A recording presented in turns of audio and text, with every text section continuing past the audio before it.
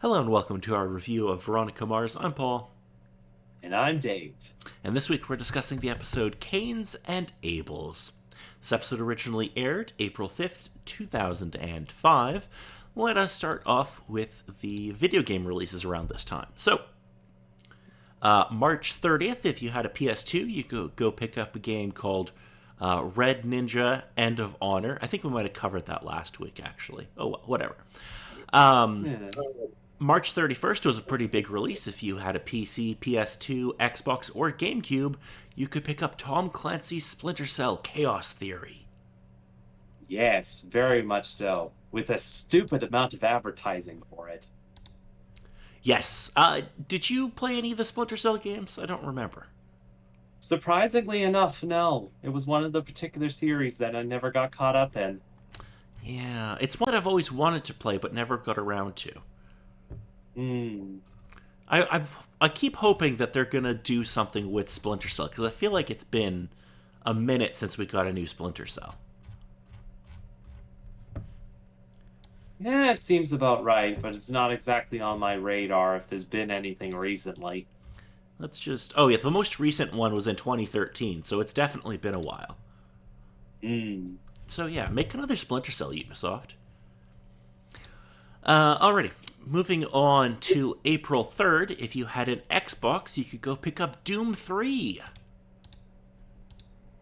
Ah, yes. The marvelous time when Doom was stepping into the new age and they supposedly were somewhat knowing what they're doing, but really they weren't. Doom 3. Have you played Doom 3?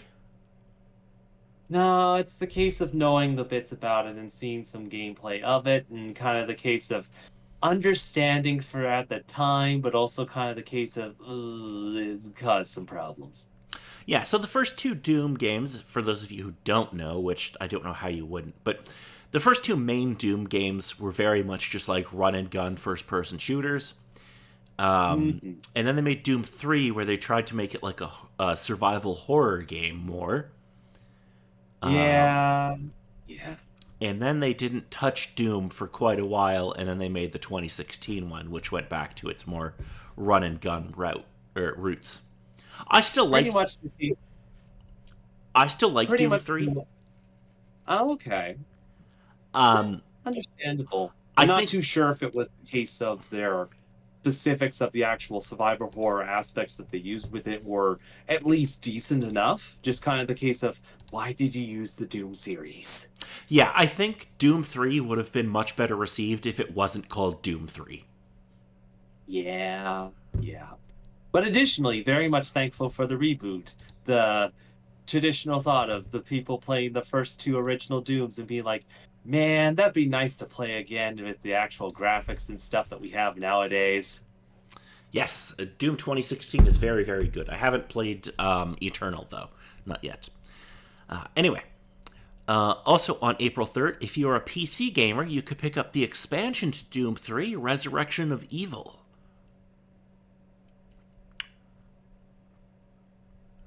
Moving Very on. much is it neat.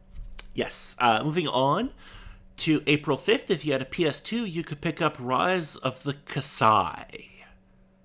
Yeah, marvelous case of everyone and their grandma sticking out some sort of action adventure game on the PlayStation 2. Absolutely. Also on April 5th, if you had a PC, PS2, Xbox, or Game Boy Advance, you could pick up Lego Star Wars the video game. Because it's Lego and Star Wars. How could you go wrong? I think this the first like Lego video game, like where they were adapting Uh, like a franchise. Quite honestly, the Lego franchise has been working with a whole bunch of different sorts of things. This is kind of the very first one that sort of got into the video game consoles and really blew up the Lego series. But there's always been Lego video games since the PC era. No, I meant like the first one that was like a taking an established franchise and like making a Lego version of it. I feel like it might Um, have been, but I don't know for sure. like the like the biggest one that's probably out there, but I wouldn't be surprised if there was the smaller little thing that they maybe started with before really pushing into this sort of stuff like that. That is But very, very now I possible. think, hmm. Yeah. Anyway, the Lego Star Wars games are fun, and if you haven't played them, you should. They're a fun time. And as it is, you have a whole bunch of franchises to pick from: Lord of the Rings, Harry Potter. Yeah, if you like a franchise, there's probably a Lego video game of it. Hmm. Also on April 5th, if you had a PS2, Dave, you're gonna have to help me with this one. Shin Megami Tensei Digital Devil Saga. Ah, yes. The marvelous, strange middle child of the Shin Megami Tensei series. Okay. Also on April 5th, um, a little game if you had a PC called SWAT 4. Did you play any of the SWAT games, David? Not specifically, but mostly I understand it, I believe, from any of the specific memes from any of the more recent ones that have come out in the last couple of years. Yeah, the SWAT games were fun. Uh, Interesting enough concept for the basis of the gameplay and whatnot for it, but also kind of the case of a little bit nichey. Like, if you weren't too much for playing that style of game, you couldn't do much else. yeah, I'm gonna bring up a internet reference that's super old. I learned about this game by watching the Spoony one Ah, yes. Understandable. because he did a let's play of I think the entire game. So that's a blast from the past for people who are our age. Yeah. Yeah. And a bunch of people are going, "Who?" Yeah, best of luck with searching up who that particular person is. It's most likely there, but it goes deep. It It goes deep. it does indeed. Alrighty, moving on to the number one movie in America this week, Dave. I'll give you a hint. It is a comic book adaptation. With that. Because again, with just saying that and the basis of it, there's the obvious one that comes to mind, but that might already be a little bit too either far in the past or too far in the future. So thinking of other particular ones, it could be, it doesn't quite slim it down. Like taking the random shot in the dark. So the thing is, I don't know how many people know that this is a comic book adaptation movie. Ah, okay, so that makes it slims it down even more, but also makes it far trickier because who knows what it is now. It's a little movie called Sin City. No, that definitely tracks. But also kind of the case of, haha, I've seen all the advertisement for that particular movie, never bothered seeing it. But then also the case with how it's kind of been, they've shown you a good quarter of the movie just through the trailers and whatnot. I recommend seeing the first Sin City movie. Hmm, It's quite good, especially it's a very cool visual style and everything in it. very much. You could skip the sequel. Possibly understandable, depending on who the heck got their hands on it. So I think it's the same people who directed it. It just doesn't hit as well as the first one. And I will absolutely admit that part of that could be nostalgia, but Mm, yeah. Anyway, let us move on to the episode. So now, so, after the revelation in the previous episode, Veronica researches Amelia DeLongpre and finds out that she lives in LA and that all the payout money is coming to her. Meanwhile, Clarence Weedman visits Amelia's roommate, who says that she disappeared with Veronica. Veronica takes Amelia to a secluded hotel where she will not be found. Veronica asks Amelia to fix the situation by telling people that her father was paid off to cover up the murder of Lily Kane, although Amelia doesn't know that Abel is dying. Later, Veronica is dealing with midterm exams. Veronica meets another student, Sabrina, who is dealing with harassment, supposedly from an ex-boyfriend, Kaz Truman. Veronica agrees to help for some money. Veronica talks to Kaz, but he denies it vehemently. At Mars Investigations, Logan gives Veronica a check for helping look for his mother, but she rips the check apart. Veronica goes back to Amelia's hotel room, and Amelia tells the story of her parents' divorce. Veronica visits Sabrina and reports that she's found nothing. Later, Veronica notices a yellow truck lurking around her house, and Kaz is in it. However, he still denies the harassment, claiming that he's just looking out for her the same as Veronica is. Amelia asks Veronica to arrange a visitation with her father, despite the fact that she doesn't know about her father's illness.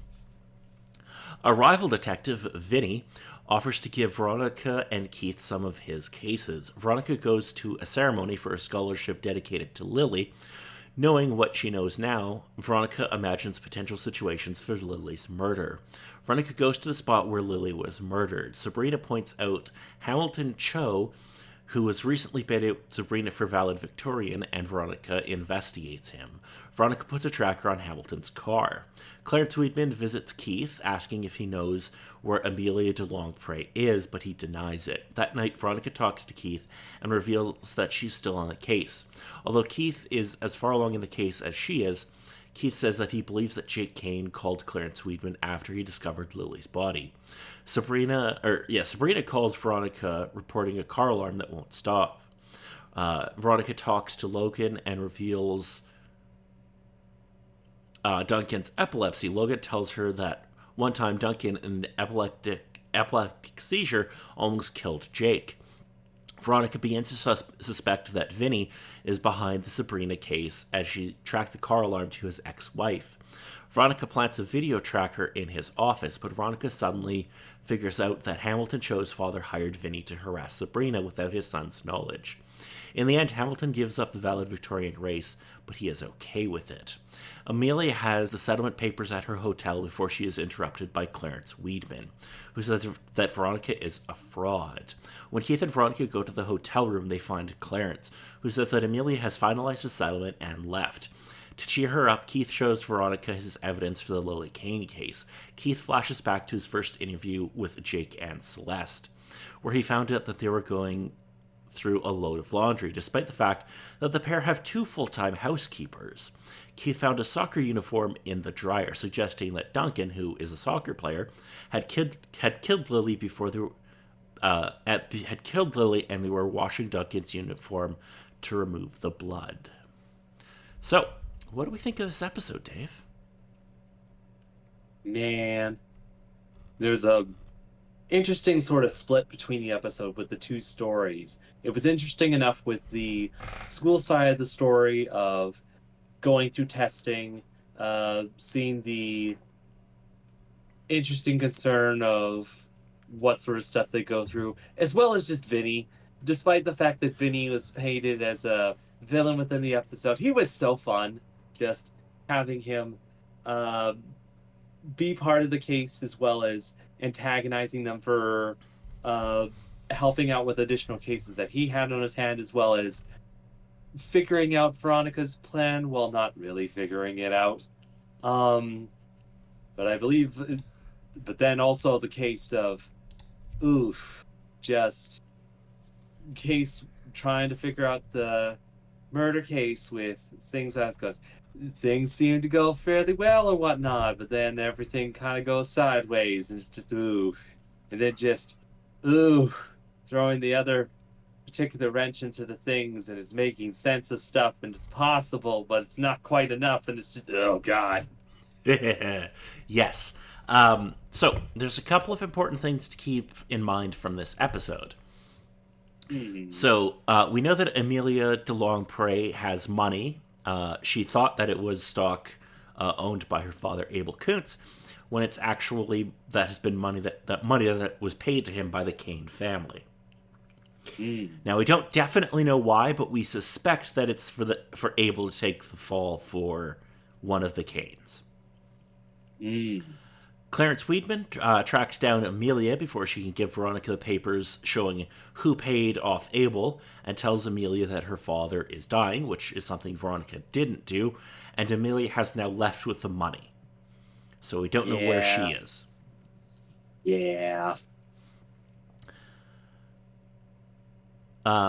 And Keith tells Veronica that Jake Kane called Clarence Weedman before he reported the murder, and he was talking to Jake and Celeste right after the body was found, and he found the soccer uniform, presumably Duncan's, in the dryer, which was suspicious because why would these rich people be doing laundry themselves when they have two full-time housekeepers? Yeah, even with that. So those are kind of the major things that come from this episode that you probably want to keep in mind. Mhm. Overall, I agree. I think it's a pretty fun episode. It's not maybe. There are important things that happen in this episode, but it's not maybe the most important one. True, kind of the case of it had to be balanced out with both side stories to kind of get through the entire thing, where the whole basis of the main important plot of the series could only hold so much with the entire show's runtime. Whether or not it's the case of either what they had in mind for the show or not having a time for it, yeah, is not too sure, but nah, I'd have to agree. Yes, it is also nice that now we're seeing Keith kind of work with Veronica more on the Lily Kane case. So they're kind of. Because he was always kind of wanting to keep her at arm's length on that, and it's becoming clear that he's more open to helping her with that. Well, that and the security gentleman decides to meet up with him at his home by breaking in and whatnot while he's at home. So, kind of gives him the mark of, something's going on, but I'm probably not the one to do so. Gosh darn it, Veronica. Yes.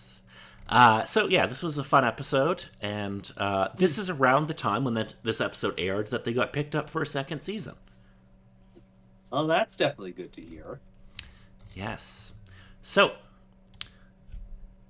next week we'll be discussing the episode "Weapons of Class Destruction."